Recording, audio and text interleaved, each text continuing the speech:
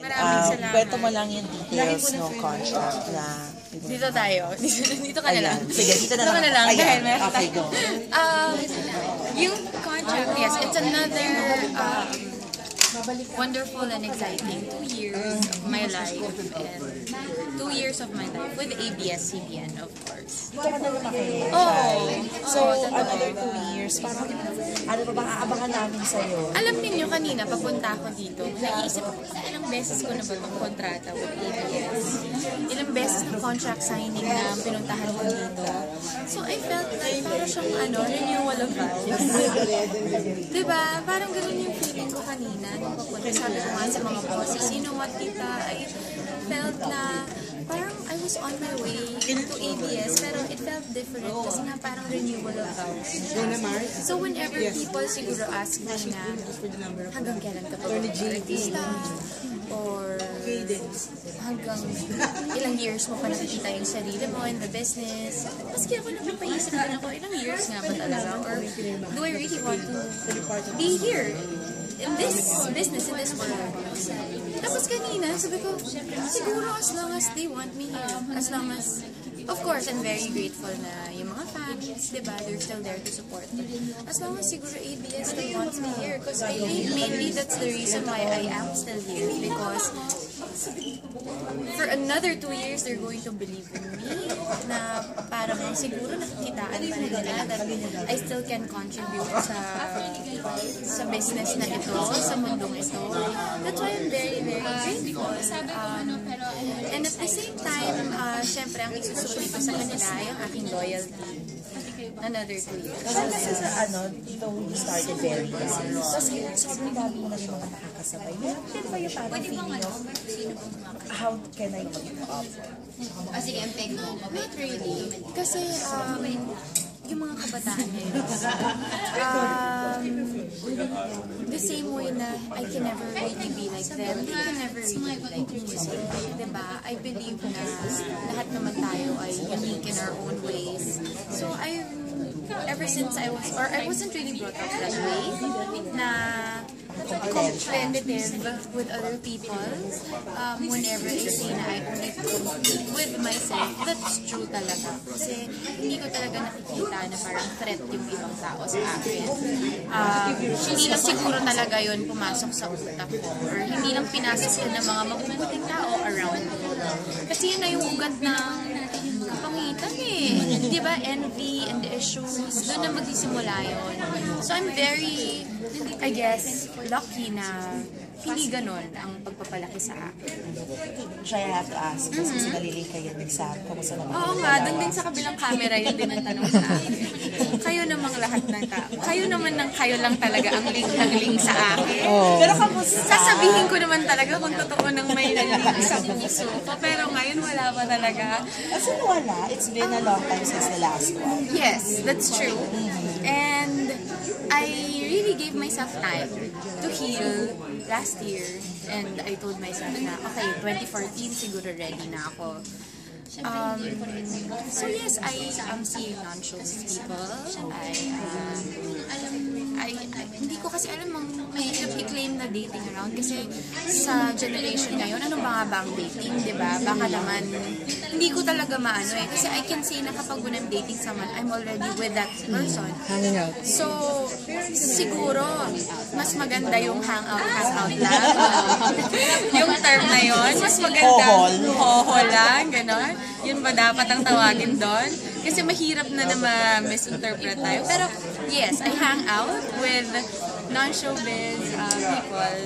Right now, I'm meeting many decent men. But no one in No one in particular. Conscious effort na ba na non-showbiz na ngayon? Parang you go out with non-showbiz men na. You know, before, ganun ang mentality ko na sana non-showbiz na lang. But I ended up with the showbiz people. So after nun, okay, this time talaga non-showbiz. But I guess nasa tao talaga yun eh. Meron namang mga nasa showbiz na matitino, di ba? yun lang siguro talaga. Timing and at the same time, ano ba? Basta siguro kapag yun ang binigay ni God, malalaman natin. So, yung kay Sam, clear mo lang, ano ba yung mga story? We've been seeing each other. Kakasama kami with our other friends or non-showbiz friends. Maybe because I have time right now and he has time right now. But courtship, maybe kayo, sila lang ang tanongin ninyo. Ang pangat naman na sa babae. Pero hanggang ngayon, parang still see each other regularly, go out, regular pa rin. Get to know. Because we have, you know, ngayong sabi ko, ngayong year na to, sige, let's meet people. It's not naman wrong to meet new people. Aside this year, kasi syempre, naging ka rin DJ na yun, doon na usulod. Ay, kayo naman talaga. Ano din naman yun, tingnan mo na naman yun, para sa kaalaman ng Si nakaraan. B, friend ko pa rin naman yun hanggang ngayon. Kaya lang he's just really very busy. Also, his family has been very, very nice to me. Hindi namin naman niya na parang so sobrang busyhan din talaga nila para baka magiging unfair. So, doon masasabi mo ba medyo dot or hindi natuloy yung work there, tapos hindi na natuloy. Paano ba i-define yun? Actually, ang mag-define talaga is it was all too hyped up. I think masyado na excited yung mga tao that he's seeing someone and I was seeing someone after our previous relationships. It was too hyped up. Mas excited pa yung mga tao.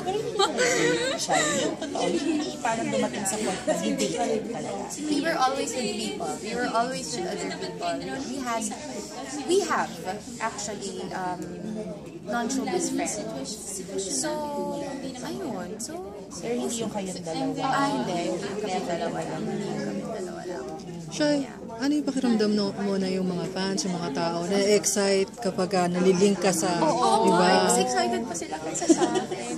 Sabi ko nga, so siguro dahil nag-excite ang ibang tao, dapat ba ma-excite din They ako? want you to be happy. They want you to be No, but happy. the thing is, I am happy. For the first time, I really am happy na ako lang. Siguro it comes with age na mas secure ka siguro, maski wala kang partner. And the more na mas nadagdagan yung confidence ko na okay, dahil mas buo ako ngayon, maybe, mas magiging maganda yung next relationship. So you're ready for love? If it is given to me by the Lord, why not? That's why right now I'm just really seeing people. So, Shy, si Samba, merong pag-asa kung sakasaka. Ayoko gaya ng dati, gaya ng like na sinasabi, ayoko mag-close ng doors, ayoko mag-no, ayoko magsalita ng tapos, kasi hindi natin alam. But he's a decent man, and mabait naman. So was he. Tsaka, hindi ko naman itatago sa inyo. Ano ba naman? Special pa siya. Special, dato naman siya sa level na special na siya sa'yo. Or, Ay, maging fair tayo sa lahat. Pero you enjoy. Hindi pa ako handa. Actually, kasi talaga ako, siguro pag sinabi ko, pag may sinabi na ako, baka yun na talaga. But right now talaga, wala pa. Oo. Mag-ano muna kayo, maging happy muna kayo na nag-i-enjoy ako. Yes, sige, that's all from there. thank you, Hey, Shy. Salamat! Salamat. Thank you.